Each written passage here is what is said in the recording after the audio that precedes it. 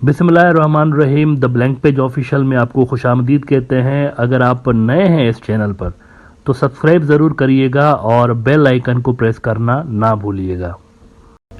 पिछले दिनों नेपाल की जो मीडिया है उसके अंदर एक इंटरेस्टिंग खबर लगी थी कि नेपाल के प्राइम मिनिस्टर जो हालिया दौरे पे इंडिया आए थे, तो वहाँ पर इंडिया में उन्होंने मोदी से कहा कि हमें आप सिलीगुड़ी कॉरिडोर दे दें, क्योंकि हम लैंड लॉक्ड मुल्क हैं और हमें बांग्लादेश के पोर्ट्स तक एक्सेस चाहिए। तो उसके लिए हमें सिलीगुड़ी कॉरिडोर अगर आप दे दें तो दीगर जो हमारे डिस्प्यूटेड इलाके हैं उस पर बातचीत हो सकती है। अब इस पे कुछ डिप्लोमेटिक सर्कल्स जो हैं नेपाल के अंदर वो इस पे रिफ्यूज़ भी कर रहे हैं, डिसएग्री भी कर रहे हैं कि ऐसी कोई बात नहीं है। लेकिन मीडिया के अंदर भी आ गई है और बहुत सारे सोर्सेज कह रहे हैं कि ये डिमांड इंडिया के पास से की गई है वहाँ पे पुष्पा कमाल दहल के हालिया दौरे के मौके पे।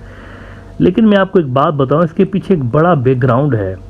ये जो डिमांड की जा रही है ना नेपाल की जानिब से कि हमें सिलीगुड़ी कॉरिडोर दे दें, असल में ये सिलीगुड़ी कॉरिडोर एक दौर में नेपाल का हिस्सा था। ग्रेटर नेपाल जो था, असल नेपाल जो है, एंशंट नेपाल, उसके अंदर आप यूँ समझें कि तीस्ता के दरिया से कहीं नेपाल शुरू होता है और सतलज के दरिया जो है वेस्ट में नेपाल के वहाँ तक ये जाता है। तो इतना बड़ा नेपाल था, यानी आज के इंडिया का बड़ा इलाका उस ग्रेटर नेपाल के अंदर है। यानी ग्रेटर इंडिया तो छोड़ देना, वो बने ना बने, लेकिन ग्रेटर नेपाल ज़रूर था हिस्ट्री के अंदर। अखंड इंडिया के कोई शवाहिद मिलते नहीं हैं, मतलब उसका कोई प्रूफ है नहीं, लेकिन अखंड नेपाल के शवाहिद ज़रूर मिलते हैं। एक इतनी सैकड़ों साल पुरानी किंगडम थी वहाँ पर, तो उसके शवाहिद ज़रूर मिलते हैं। तो इनकी ये जो डिमांड थी ना कि सिलीगुड़ी कॉरिडोर हमें दे दें, इसके पीछे कुछ हिस्टोरिकल बैकग्राउंड भी है।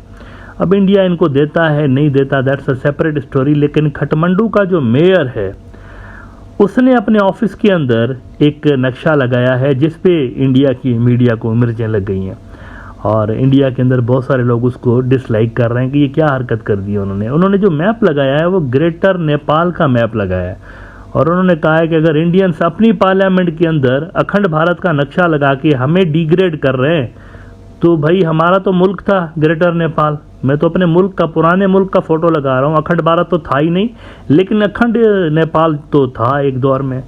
स्क्रोल ने खबर लगाई है, इंडिया का बड़ा न्यूज़ आउटलेट। ये आज उन्होंने स्टोरी लगाई है कि Kathmandu mayor installs map of greater Nepal after Akhand Bharat controversy. Supporters of greater Nepal believe that the Nepali territory spread from Teesta river in the eastern Himalayas to Sutlej river in the waste.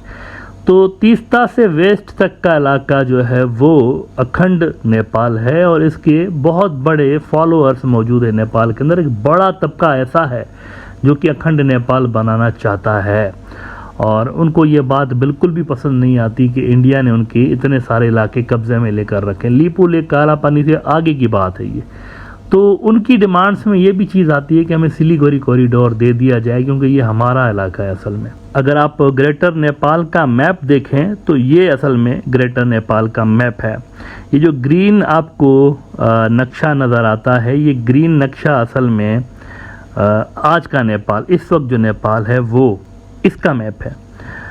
और ये जो आप बड़ी तादाद में येलो नक्शा देख रहे हैं, ये येलो नक्शा इंडिया के पास है, लेकिन ये अखंड नेपाल का हिस्सा रहा है और इस पे किसी को कोई शुबा नहीं है। यानी ये एक एस्टेब्लिश्ड फैक्ट है। आप किसी भी हिस्टोरियन से पूछ लें, चाहे वो इंडियन हो चाहे वो नेपाली हिस्टोरियन हो, आपको वो बताएंगे कि एक दौर में नेपाल यहाँ तक ज़रूर था। अलबत्ता थोड़ा सा कंट्रोवर्शियल मैप इसमें आपको पिंक कलर का भी नज़र आता है। अब ये जो पिंक कलर का मैप है ना, ये असल में बांग्लादेश की टेरिटरी है। तो उस पे भी ग्रेटर नेपाल का जो उनके जो सपोर्टर्स हैं वो थोड़ा सा ये वाला हिस्सा भी क्लेम कर रहे होते हैं कि ये भी असल में हमारा ही है। तो ये ग्रेटर नेपाल का नक्शा है और ये असल में खटमंडू के मेयर ने अपने ऑफिस के अंदर लगा दिया हुआ है। बहरहाल अब नेपाल को ये इलाका मिलते हैं नहीं मिलते वो तो वक्त ही बताएगा, लेकिन एक बड़ी डेवलपमेंट ये हुई है कि नेपाल के साथ ही इंडिया की जो उत्तराखंड की रियासत है अब उत्तराखंड की जो रियासत है ये एज सच डिस्प्यूटेड नहीं है, जैसे लद्दाख डिस्प्यूटेड है या जैसे सिक्किम और अरुणाचल डिस्प्यूटेड है ना, तो उत्तराखंड बजाते खुद डिस्प्यूटेड नहीं है। लेकिन उत्तराखंड के कुछ कुछ सरहदी इलाके ऐसे ज़रूर हैं जहां पर चाइना का क्लेम है, छोटे छोटे इलाके हैं। वहां पर लद्दाख अरुणाचल में तो पूरी की पूरी स्टेट्स पे क्लेम है ना चाइना का, उत्तराखंड की पूरी स्टेट पे क्लेम नहीं है चाइना का, छोटा सा इलाका ऐसा जिसपे चाइना का क्लेम है। नाउ उत्तराखंड की जो नई तस्वीर, सैटेलाइट तस्वीर आई हैं बॉर्डर्स की, वो बड़ी चौंका देने वाली हैं। उसके अंदर ये दिखाया गया है कि इंडिया और चाइना बॉर्डर पर उत्तराखंड वाला बॉर्डर जो है, बिल्कुल बॉर्डर के ऊपर आकर चाइना ने नई सेटलमेंट्स बना दी हैं, वही गांव बना दिए, मिलिट्री और सिविलियन मकासद के लिए जो वो गांव बनाते रहते हैं वही बना दिए उन्होंने। अगर आप मैप देखें सैटेलाइट्स का तो ये पुराना मैप है, इसमें आप देख सकते हैं कुछ भी नहीं था, ये कुछ साल पहले का मैप है। बंजर ज़मीन है, पहाड़ है, किसी किस्म की कोई आबादी इसमें नहीं है। लेकिन ये अगर आप दूसरा मैप देखें, ये न्यू मैप है, इसमें आपको बड़ी तादाद में कंस्ट्रक्शंस नज़र आती हैं ना। ये सिविलियन और मिलिट्री कंस्ट्रक्शन दोनों हैं, ये ड्यूअल पर्पसेस के लिए बनाई गई हैं और एक बड़ा इलाका यहाँ पर यूँ समझें कि चाइना ने आबाद कर दिया है इंडिया के बॉर्डर के बिल्कुल ऊपर आके। इंडिया टुडे ने खबर लगाई है कि satellite pics show new PLA structure enhanced Chinese presence bordering Uttarakhand. China has long been establishing model integrated villages near the border regions, particularly in proximity to eastern Ladakh and the northeast region near Sikkim and Arunachal Pradesh. तो ये सूरत हाल है कि उत्तराखंड के borders पर भी buildup अभी जो है वो आपको होता हुआ नज़र आ रहा है और इसके चलते इंडिया जो है वो अपनी फ़ौजें कम कर रहा है। अब ये मज़ीद इंडिया के लिए डिस्टर्बिंग न्यूज़ है। अच्छा, इसके बारे में जो डिटेल है वो तो मैंने जो दूसरा मेरा चैनल है उसके अंदर मैंने ये स्टोरी लगाई हुई है कि इंडिया कैसे अपनी फोर्सेस की तादाद कम कर रहा है। ज़रूर देखिएगा, इसकी लिंक मैं डिस्क्रिप्शन में भी दे दूंगा और इस एपिसोड के एंड में भी आपकी स्क्रीन पर उसकी लिंक नज़र आ जाएगी। इंडिया जो है वो अपनी फ़ौज 13 लाख से कम करके 8 लाख तक लाने का प्लान बना रहा है। बल्कि प्लान क्या बना रहा है, ऑलरेडी उस पर काम शुरू हो चुका है और रिपोर्ट्स जो आ रही हैं वो ये बता रही हैं कि जी 2019 से लेकर जून 2022 तक, यानी गुज़िश्ता साल की जून तक इंडिया ने रिक्रूटमेंट बंद कर रखी थी अपनी फ़ौज के अंदर।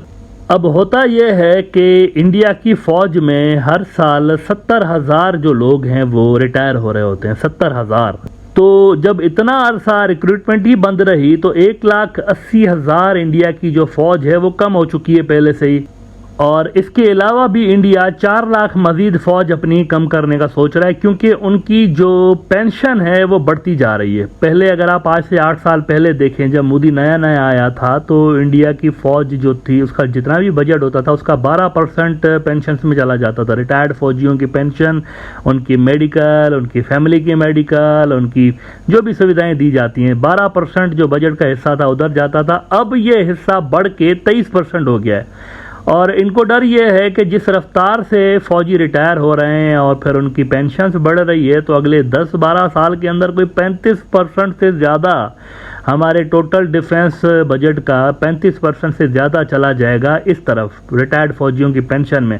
तो हम दिफा पे क्या खर्च करेंगे भाई? ये जो इतनी बड़ी फ़ौज रख के बैठे हुए हैं, इतने बड़े मुल्क को संभालना है, कैसे संभालेंगे? तो इसके चलते अब there is no other option, क्योंकि इंडिया की GDP पहले 8% से ज़्यादा बढ़ रही होती थी तो 2% भी अगर वो GDP का लगाते थे ना डिफेंस पे, बड़ा पैसा बन जाता था। इस वक्त GDP की ग्रोथ की जो शरह है वो सुकड़ी है तो पैसे नहीं है इतने ज़्यादा। तो इसको काउंटर करने के लिए जो नया मॉडल अपनाया गया है वो ये अपनाया गया है कि एक तो अग्निवीर यूज़ करेंगे, अग्निवीर 4 साल के लिए आएंगे, चौथे साल इनको 12 लाख रुपए देकर दफा कर देंगे, निकलो फौज से, तुम्हारी कोई ज़रूरत नहीं, दूसरा अग्निवीर आए, कोई पेंशन नहीं होगी। तो ये असल में स्कीम एक तो उन्होंने लगाई हुई है 4-4 साल के लिए और दूसरा वो फौज का नंबर कम करके 8 लाख पर लेकर आना चाहते हैं और ये बड़ा डेंजरस होगा क्योंकि इंडिया की जो फौज है वो ह्यूमन बींग्स जो है ना, जो इंसानी सोल्जर्स हैं, उन पर रिलाई कर रही होती है। They are not the modern force, इनके पास रोबोट्स या आर्टिफिशियल इंटेलिजेंस वाले वेपन्स नहीं है अनलाइक चाइना। चाइना भी अपनी फोर्सेज कम कर रहा है लेकिन चाइना के पास बैकअप प्लान है। चाइना अपने ह्यूमन सोल्जर्स कम करके मशीनें ज़्यादा डिप्लॉय कर रहा है, इंडिया के पास मशीनें नहीं है। तो ये बड़ा तबाह को ना आइडिया है, क्योंकि इनके पास बैकअप में फौजी, इनके पास ह्यूमन सोल्जर्स ही हैं, टेक्नोलॉजी नहीं है, ये मॉडर्न आर्मी नहीं है इंडिया की ना। तो ये बड़ा डिस्ट्रक्टिव प्लान बीजेपी सरकार जो है वो लेकर आई हुई है। इसके बारे में डिटेल में बात की हुई है। आज दूसरा जो मेरा the blank page official thoughts वाला चैनल है, उसके अंदर डिटेल में इस पे एपिसोड किया हुआ है, ज़रूर देखिएगा। इंडिया की फौज कितने बड़े मसाइल से आजकल गुजर रही है। मीनवाइल ये जो नेपाल की डिमांड्स हैं, ग्रेटर नेपाल की, इसमें कोई अपडेट होती है तो इस पर ज़रूर बात करेंगे आने वाले दिनों में।